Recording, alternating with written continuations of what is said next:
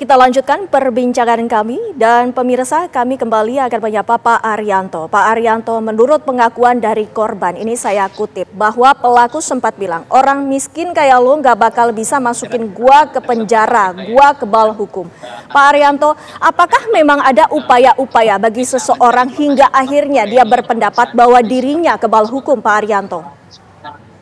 Ya, biasanya orang itu banyak ya masyarakat yang ngomong-ngomong gitu tuh, terutama para pengusaha itu ya, kalau dekat dengan para pimpinan polisi gitu, sehingga dia merasa mempunyai backup gitu ya, sehingga dia walaupun bersalah tidak akan dituntut gitu. Itu seringlah banyak terjadi. Nah, dalam kasus ini menunjukkan salah satu contoh ya, begitulah orang banyak kejadian yang di lapangan sana yang tidak sempat terketahui oleh masyarakat. Nah, ini kan contohnya ya, ada itu. Dan kemudian kalau penanganan polisi itu ya, cepat dan lambatnya itu tidak akan mungkin terlepas daripada intervensi biasanya. Setiap kasus itu, apalagi kalau melibatkan orang yang seperti orang-orang itu tadi ya, sudah mempunyai rasa, mempunyai backing, sehingga itu seperti itu, penanganan bisa terganggu kalau orang itu kemudian sudah dekat dengan para penyidiknya, kemudian penyidiknya juga dilapori juga udah dibiarkan saja. Kalau itu baru dipukul dengan viral, barulah itu penyidik itu nggak bisa mengelak lagi kan. Jadi memang di dalam dunia penyidikan itu, setiap kasus penyidikan itu masih sering ada terjadi intervensi baik dari pihak korban ataupun pihak pelaku ya, yang mempunyai hubungan tertentu dengan para pejabat, sehingga dia bisa merasa dirinya itu bebas dari hukum gitu. Memang ini yang hal demikian itu suatu hal yang biasa dan sering terjadi di dalam dunia penyidikan. Ini bukan baru kali ini aja. Pak Arianto, terlepas dari kedekatan korban, maksud kami pelaku dengan pihak kepolisian, terlepas dari itu, apakah pihak kepolisian ini memilah-milah, ini adalah kasus kecil, ini adalah kasus besar, yang kasus besar saja yang kita tangani, Pak Arianto? Maaf ya, agak terputus, saya nggak mendengar. Tapi kira-kira gini, di dalam kode etik Polri ya, itu jelas itu. Di dalam kode etik kelembagaan, di dalam penegakan hukum itu, Pak Polisi di dalam penegakan hukum harus adil. Tidak boleh pilih-pilih, tidak boleh terintervensi. Wah, banyak sekali aturannya itu. Demikian juga di dalam menangani pelayanan laporan, tidak boleh menelantarkan, kemudian tidak boleh tidak menerima laporan itu. Tapi kenyataannya ya di lapangan ya seperti itu. Tergantung daripada personil yang menangani itu, Bu. Itu tadi saya katakan, kualitas daripada personil yang menangani itu berbeda-beda. Dari 460.000 polisi yang bertugas itu, walaupun pendidikannya mungkin sama, pengalamannya juga sama, tetapi kadang-kadang di dalam bertugas di lapangan itu ada yang sangat berkualitas, ada yang buruk gitu. Kira-kira begitu, Bu. Jadi memang itu kondisi di lapangan itu gambarannya seperti itu. Bang Habib, tadi Anda berkali-kali menekankan bahwa pelaku ini harus diperiksa status IQ-nya dan juga dilakukan pemeriksaan secara psikologis. Apakah menurut Anda ini bisa menjadi celah agar pelaku ini tidak terjerat hukum, Bang Habib? Ya, itu yang kami ingin pastikan ya. Saya kan punya pengalaman sebagai advokat sebelum jadi anggota DPR. Seringkali ya, keluarga atau pelaku tindak pidana bersembunyi di balik alasan-alasan kesehatan kejiwaan untuk menghindari pertanggungjawaban pidana. Karena itu saya lihat dari berbagai potongan video saja, saya sih bisa melakukan penilaian bahwa ini orang tidak termasuk yang bisa mendapat alasan pemaaf karena tingkat kesehatan jiwanya bermasalah ya, sangat bermasalah. Memang ini orang dipastikan IQ-nya lebih rendah daripada orang kebanyakan, tapi tetap ini orang yang bisa membedakan mana perbuatan yang baik, mana perbuatan yang benar.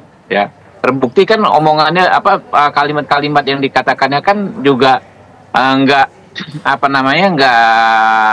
jelek-jelek ya, cukup terstruktur rapi.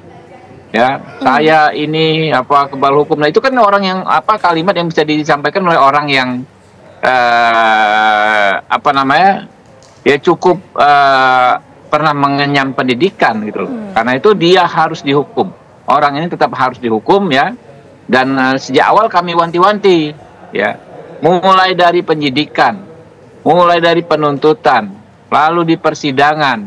Jangan sampai ada celah dimanfaatkannya orang ini diakui sebagai orang yang tidak cakap menurut hukum ya. Tidak cakap menurut hukum itu artinya tidak bisa dimintai pertanggungjawaban secara hukum.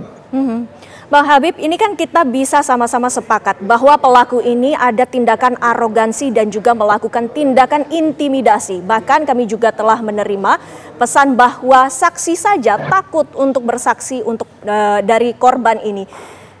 Jika ini tidak viral, kemana warga itu harus melaporkan, Bang Habib? Jadi gini Mbak, kita memang sama-sama melakukan upaya perbaikan kinerja institusi Polri, ya. Pomio misalnya no viral, no justice itu jadi masukan bagi kita. Tapi kita juga harus fair terhadap institusi kepolisian, ya. Jangan ikut-ikutan kita menstigma institusinya. Kalau saya melihat secara garis besar kinerja kepolisian di bawah Pak Listio Sigit masih sangat on the track, ya. Tapi kalau ada kejadian seperti ini, mari sama-sama kita usut. Salahnya di mana? Misalnya kalau kasus ini kan beliau sempat ke Polres Cakung, lalu ke Polres kalau nggak salah Rawamangun. Mungkin itu pertama dipersoalkan soal lokus deliktinya, ya, pemahaman di masyarakat maupun di aparat yang menerima laporan.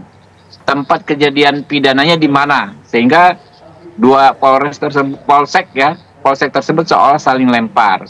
Lalu terakhir baru diterima di Polres Jakarta Timur. Sampai di situ sebenarnya sudah oke. Tapi harusnya ya kemarin jadi masukan juga disampaikan oleh anggota Komisi 3 Pak Rikwanto, harusnya di follow up segera. Ini kasus yang sebenarnya tidak rumit, penganiayaan, ada orang luka, divisum sudah benar, lalu ditindaklanjuti dengan pemanggilan orang yang diduga melakukan. Kan harusnya standarnya begitu. Ya, walaupun akhirnya dipanggil kan sudah 2 bulan. Ini yang membuat masyarakat ramai. Nah, disitulah kita perbaiki, Mbak. Ya, disitulah kita perbaiki. Tapi kita jangan menutup mata, Mbak. Maksud saya tentang prestasi Polri, ya. Di luar masalah-masalah ini yang memang juga cukup luar biasa. Kayak kemarin pemilu Polri membantu pelaksanaan, bukan hanya pengamanan ya, pelaksanaan secara teknis pemilu di berbagai daerah sampai ke pulau-pulau terpencil dan lain sebagainya. Jangan sampai kasus ini membuat demoralisasi istilahnya, meruntuhkan moral anggota-anggota Polri lain ya, mungkin 99%-nya ya, dibanding yang 1 atau 0,0%-nya ini ya, meruntuhkan moral ya yang sudah bekerja baik daripada yang terus berbuat masalah. Nah, ini sama-sama kita kawal, Mbak.